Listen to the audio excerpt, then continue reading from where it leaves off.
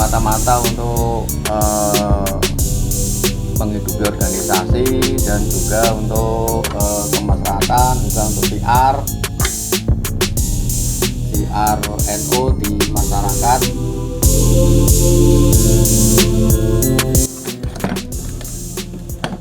Saya terjun ke organisasi sejak tahun 2000 kurang lebih, sampai sekarang itu 21 tahun.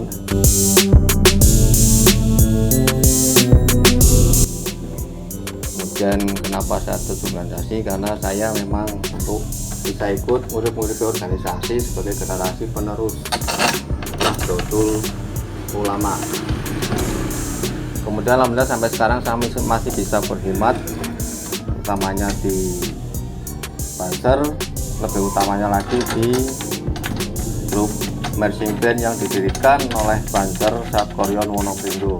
Keseharian saya adalah sebagai buruh harian, dan alhamdulillah karena saya percaya bahwa berkhidmat di NU, utamanya di Banser, adalah atas dasar untuk bisa hidup barokah dan tidak ada kendala di dalam keluarga. Alhamdulillah sampai sekarang atas barokah ikut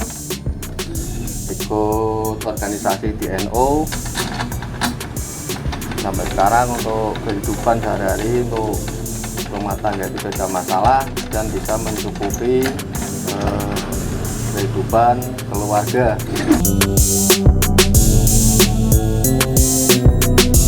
Saya masuk organisasi karena diawali sejak saya masih sekolah atau sebagai pelajar, yaitu untuk pertama masuk di IPNU kira-kira tahun 80-an akhir. Kemudian saya lanjutkan di Ansor yang utamanya di Banser. Alhamdulillah sampai sekarang masih bisa berkhidmat walaupun hanya sebagai penggiat ataupun nasihat, hanya untuk menyemangati, tapi alhamdulillah saya masih bisa aktif sampai sekarang. Saya juga berharap, karena untuk berkhidmat di organisasi di NU itu nggak ada batasnya. Saya berharap bahwa untuk berkhidmat itu sampai akhir hayat saya berdoa, karena saya berharap bisa berkumpul dengan para aulia nanti di hari kiamat dan bersama-sama masuk surga. Itu yang saya harapkan, bisa mendapat syafaatnya dan barokahnya.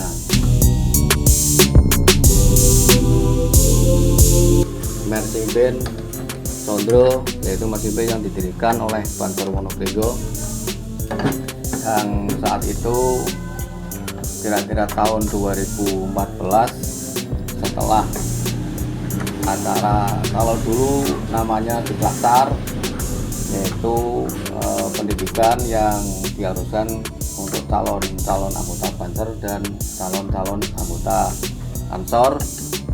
Setelah selesai, kemudian kami kumpulkan, karena saat itu saya menjabat sebagai Kasat Koryon di Kecamatan Wonoprindo, dan saya kumpulkan semua anggota untuk bisa membuat semacam badan ekonomi untuk menghidupi organisasi.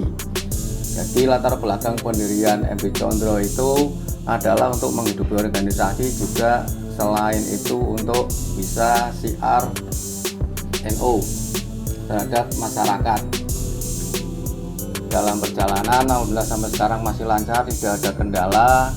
Biasa untuk terkait dengan kendala itu tentang keanggotaan, karena sudah kira-kira kurang lebih 8 tahun, tentunya kan banyak anggota yang keluar masuk karena terkait dengan kebutuhan keluarga, juga setelah menikah dan sebagainya. Tentunya kita juga butuh regenerasi, dan sampai sekarang masih bisa berjalan dengan lancar.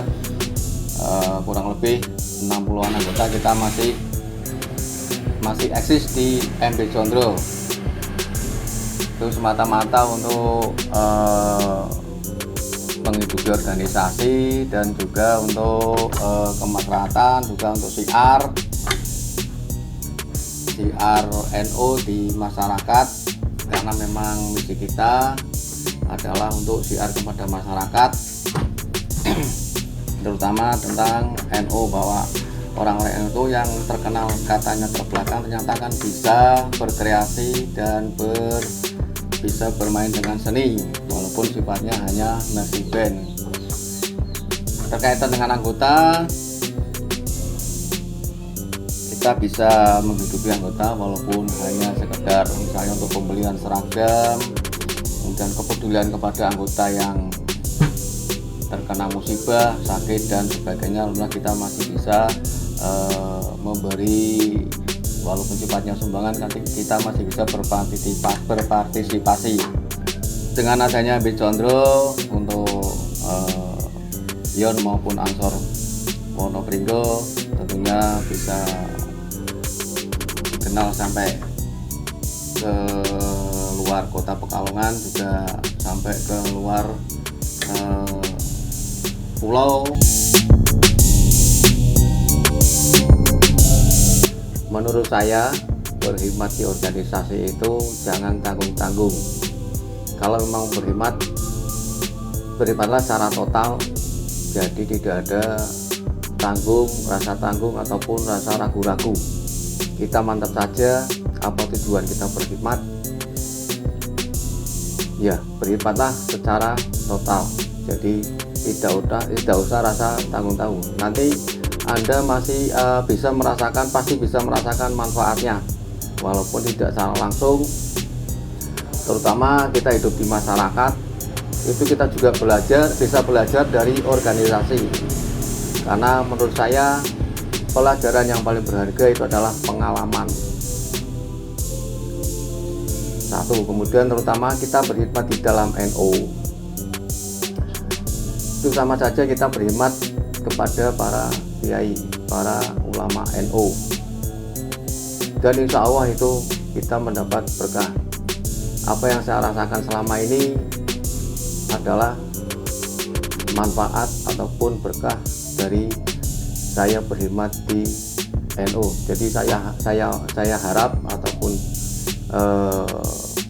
memberi sedikit semangat kepada para pemuda, terutamanya pemuda NU, supaya bisa berkhidmat di organisasi NU dan bandung-bandungnya menurut jenjang umur, jenjang pendidikan dan sebagainya, karena berkhidmat di NU itu tidak mengenal batasan umur.